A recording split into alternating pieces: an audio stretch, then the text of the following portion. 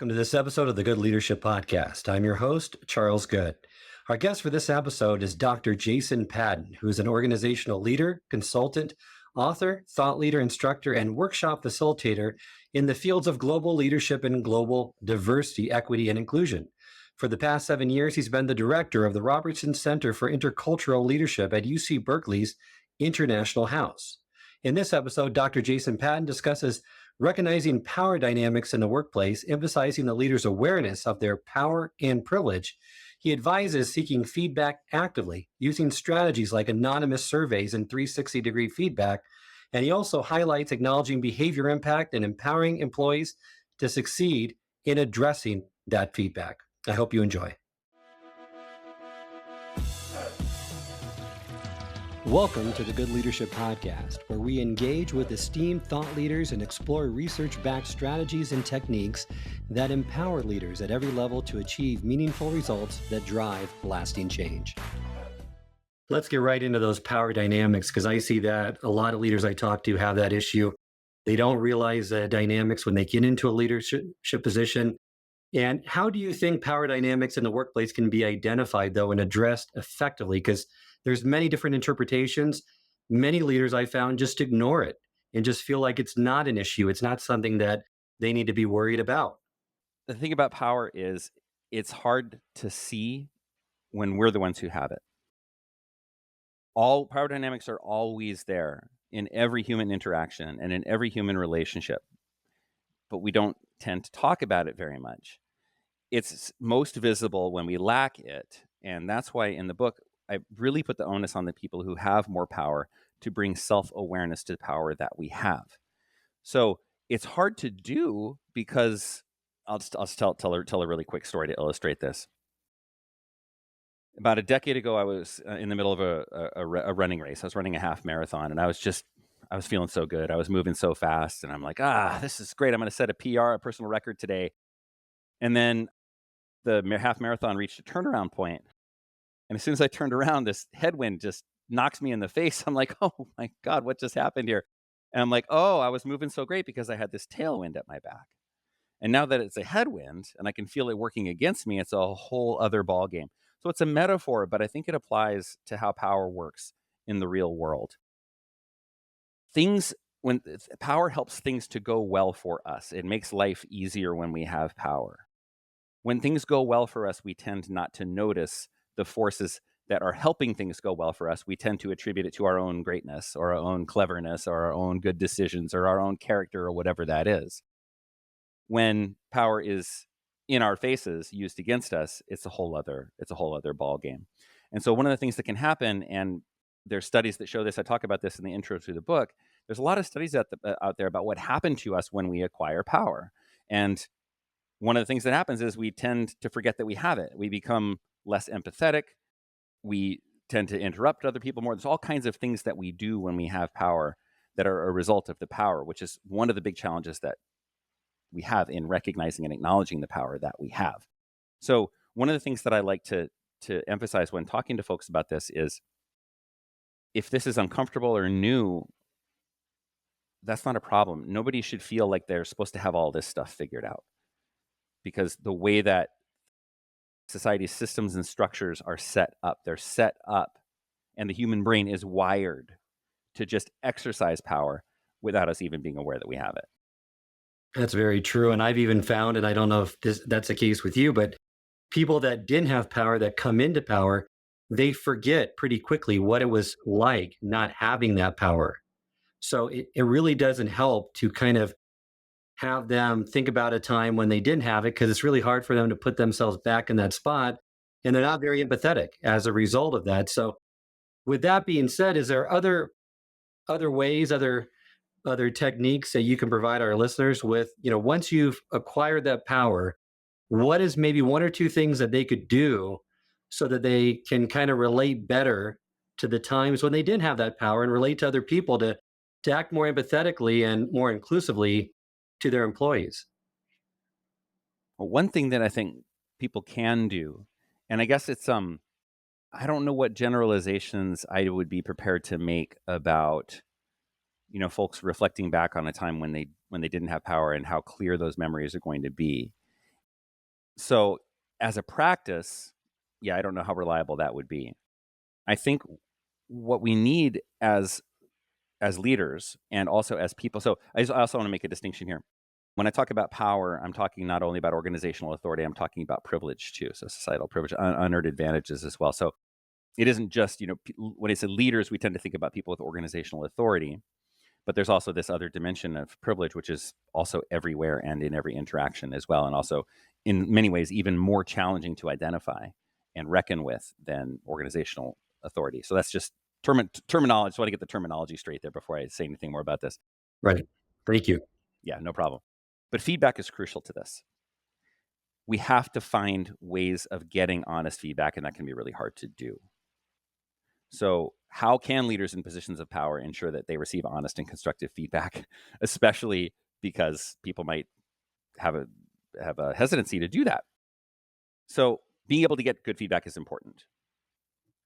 And there's challenges in actually getting that feedback. One of those challenges is that to give feedback is to claim power. It's an unstated assumption that the people who are giving the feedback are the people who have more power. So if I'm in a position of less power and if I go to say to my boss, it's like, hey, boss, I got a little bit of feedback for you. Even by saying that, I'm claiming power that my boss might not consider to be legitimately mine. I'm inverting a power structure, and that's a no-no. And I can get myself in hot water doing that. So as leaders, if we want honest feedback, we have to be very deliberate and intentional and action focused over time.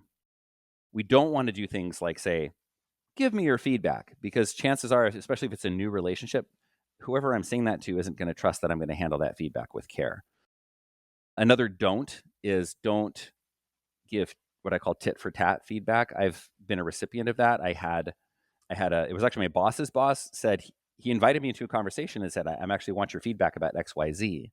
And it wasn't all positive feedback.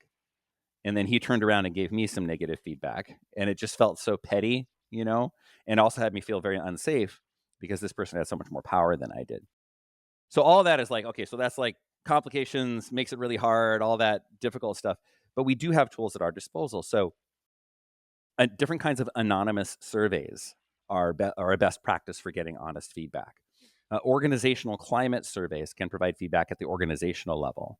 360 surveys can provide feedback on an individual level. It's not a cure-all. Just doing a 360 needs to be in the context of some organizational initiative, some leadership development initiative. And there's also ways that you want to protect the people who are providing the feedback so that they can't be identified. One way that that's done is you have a minimum number of raters. Like, I think the magic number is somewhere around 5, where people can't have, like, if I'm giving my boss negative feedback in a 360, I want to be sure my boss isn't going to be able to identify me. So it's nice to be protected by having a bunch of people who are providing feedback as well. Well, I like your model that you give regarding that. Just that's a nice acronym, SADIE, SADIE.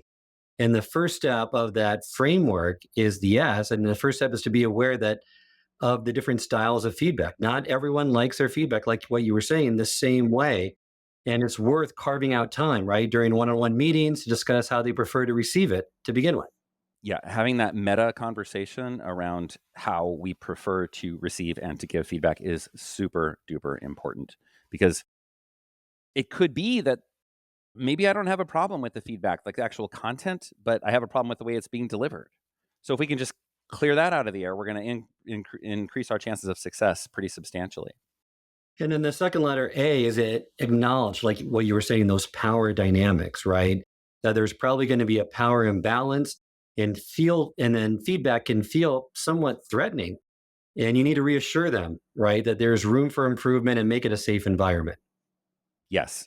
And one thing that I want to emphasize around that is I don't think it's fair or reasonable for leaders to expect that in relatively new, if I'm new to my position or if I'm new to a relationship with somebody who has less power than me, I don't think it's reasonable for me to expect that they're going to give me that much honest and negative feedback.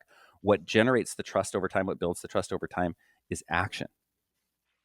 And also so doing certain things, that is like implementing the feedback, and also not retaliating, because that's what people are afraid of. So if I can show over time that the feedback that you share with me is something that I'm actually listening to and implementing, that's important. And there's another piece of this that doesn't often get discussed. And that is, I believe that there's value in also saying what feedback I'm not going to be implementing. So you gave me XYZ feedback. Thank you. And here's what I'm going to do, and here's what I'm not going to do, and why. And what that does is it signals, because if I just ignore it, then maybe they think I haven't heard them. So what I'm saying is, I've heard you.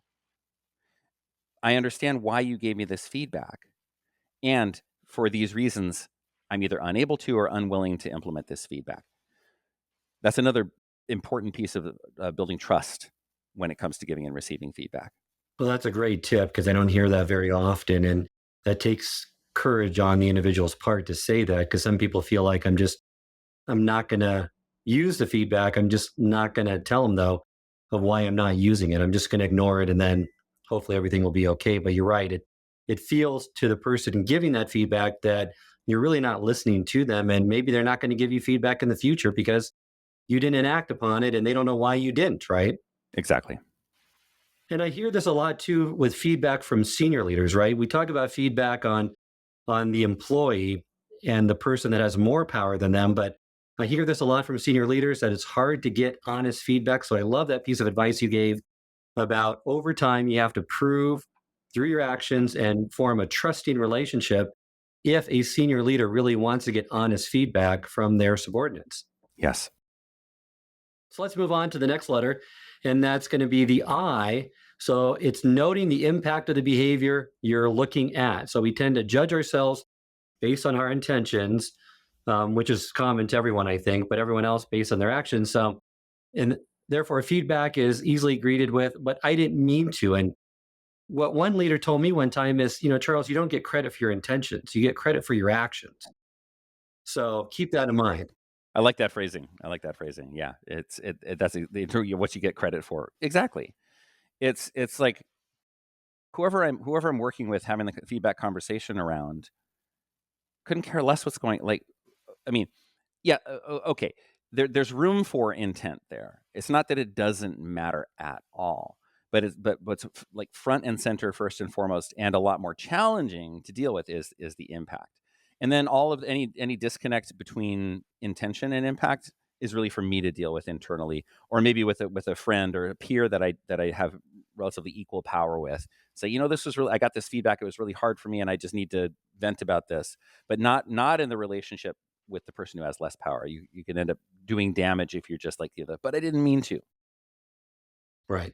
And the final part of it, E, is empower the employee to succeed in addressing what you're asking them to address, offer solutions, provide accountability, but more importantly, be a supportive partner, not a disciplinarian. Yes. And that's in the context if I'm the one who's giving the feedback. The way that our system is set up is scarcity is front and center. There's never enough time. There's never enough money. There's too much to do. And none of us is good enough to do the job. That's just the way the structures are set up. And so we have to be extremely intentional about working against that. Let's ground things. Let's acknowledge and name the strengths of the people that we're giving feedback to, and let those be the foundation for the conversation. The human context. Nobody is perfect. We all have things that we need to improve. And the empower piece is an important part of it. Is I'm not just going to dump this on your lap and say, you need to go do this. As let's just say it's a supervisor-supervisee relationship, one of my jobs in helping the people under my care to succeed is to set them up for success. So if there are specific things that I can do to support them in implementing the feedback that I'm giving them, then that's going to help them to succeed. And that's theoretically, in a way, that's what it's all about. These conversations so often devolve into just sort of contests about who's right. And that's not what we want. If we're sincere that what we're there to do is achieve organizational goals, we're doing it together. We each have a different role to play. And one of my jobs is to do what I can to help the people under my care to succeed. When on the opposite side too, with receiving feedback, I've heard a lot of different responses from individuals when they receive feedback, but in some cases, the best response that they can give you is just thank you. I'll think about it. Instead of getting defensive, let it process, let some time pass before you decide what you're going to act on, what you're not going to act on, and let them know that. And just let it go at that so that they realize it's not something that you're really going to counter against right away.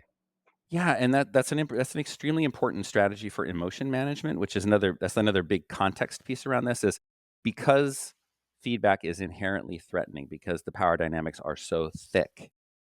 It's understandable and expected that our threat detection mechanism in the brain, the amygdala, is going to get active when we are receiving feedback. Just like any time where the amygdala is active, we might just need to take a break. And the most important thing to do in that moment is to not do. Whether like I've had to teach myself because I tend to run a little bit hot. Anybody who knows me will tell you this. And I've had to learn to just shut up, like not speak. Because if I speak in that moment, I am going to do damage. So I can actually take a big step forward in the relationship if I just close my mouth, take a deep breath, maybe go for a walk. Sometimes we just have to interrupt so that we don't go down the road of actually doing damage. So yeah, sometimes it's just thank you. I'm not sure what to do with that right now. Can we pick this up at a later time? Well, and feedback is almost never easy, but this SADie model for giving feedback can minimize those common pitfalls, build stronger, more trusting relationships, and really turn feedback into what it can be used at as a tool for learning and growing, which is really what it's designed to do.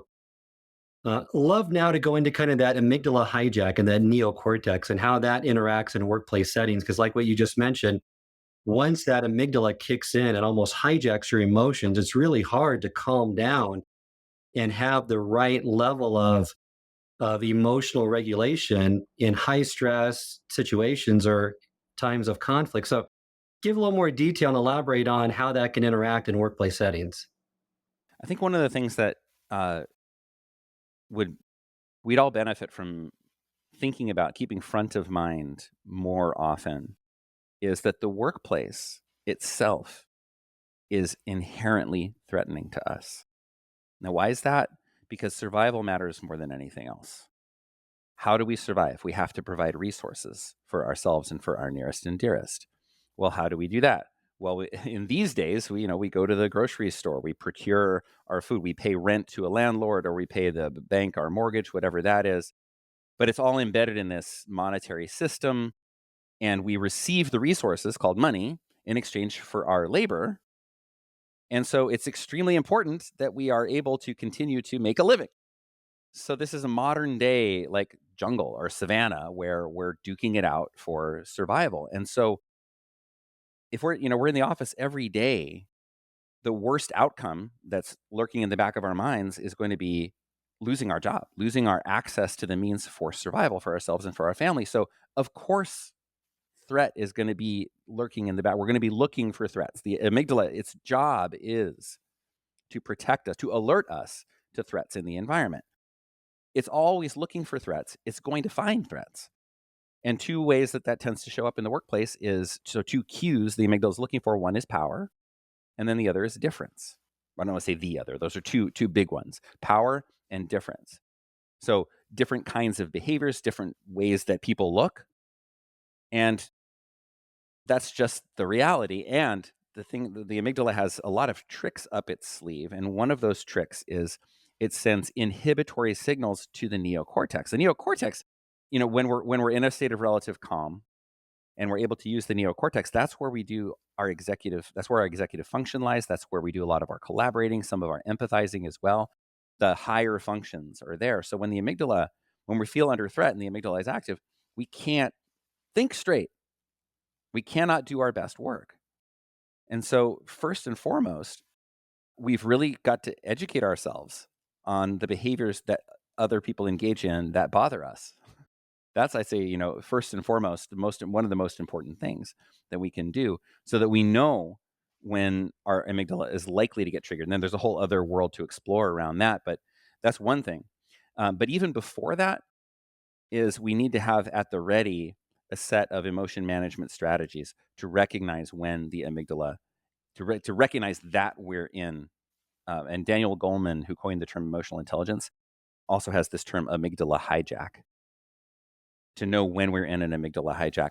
I remember once I had a conversation, or I received an email from my boss, and I was so freaked out by it.